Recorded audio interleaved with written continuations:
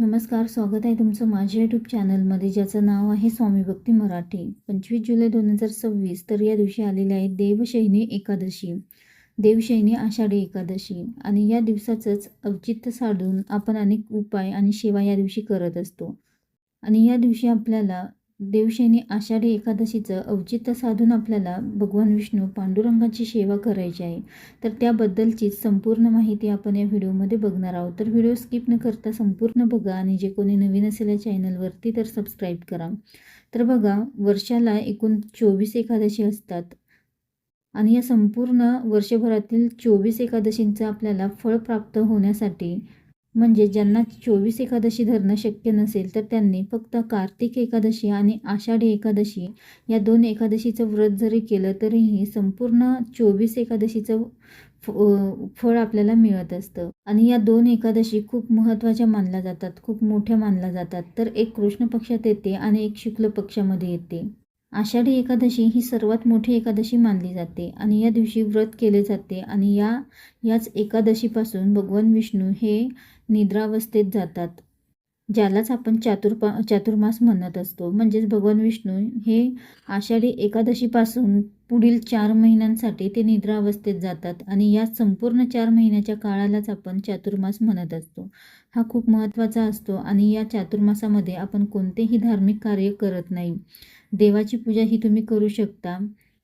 त्यासोबतच असे म्हटले जाते की आषाढी एकादशीच्या दिवशी भगवान विष्णूंचे तत्व हे खूप जास्त प्रमाणामध्ये पृथ्वी तलावर जागृत झालेले असतात आणि त्यामुळेच आपल्याला त्याचंच औचित्य साधून भगवान विष्णूंची जास्तीत जास्त सेवा आपल्याला या दिवशी करायची आहे.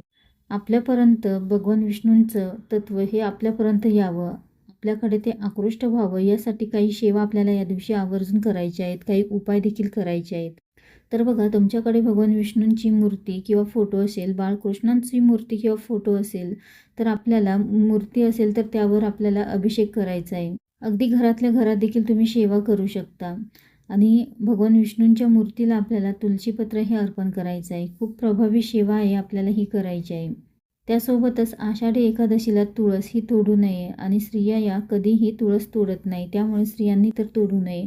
पण घरातील पुरुषांनी देखील आषाढी एकादशीच्या दिवशी तुळस ही तोडू नये. तर त्यासाठी तुम्ही आदल्या दिवशीच तुळस ही तोडून ठेवावी.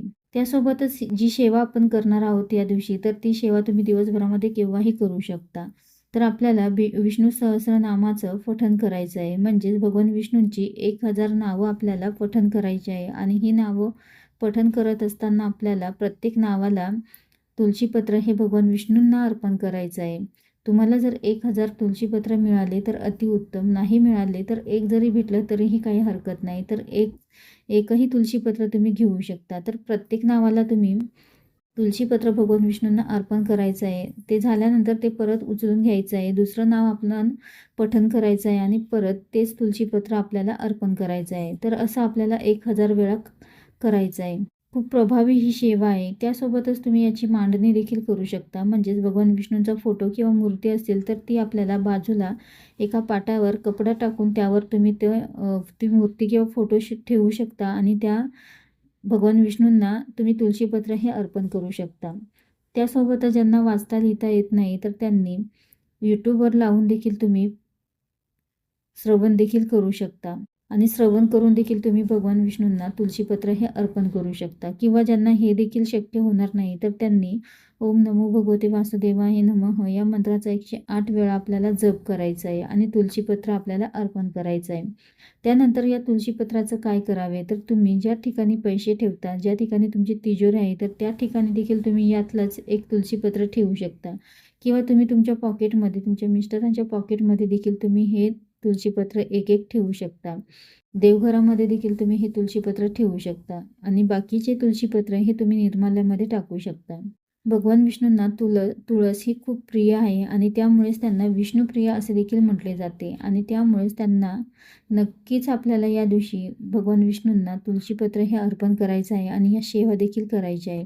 त्यासोबतच ही सेवा करून काय मिळेल, तर बघा, भगवान विष्णूंची आपण जेव्हा सेवा करत असतो तर तेव्हा माता लक्ष्मी देखील आपल्यावर प्रसन्न होते, कारण माता लक्ष्मीला भगवान विष्णूंची सेवा प्रिय आहे आणि त्यामुळेच माता लक्ष्मीने आपल्या घरामध्ये अखंड वास करावा यासाठी आपल्याला भगवान विष्णूंची या दिवशी सेवा करायची आहे. भगवान विष्णूंना तुळशीपत्र हे आवर्जून अर्पण करायचं आहे.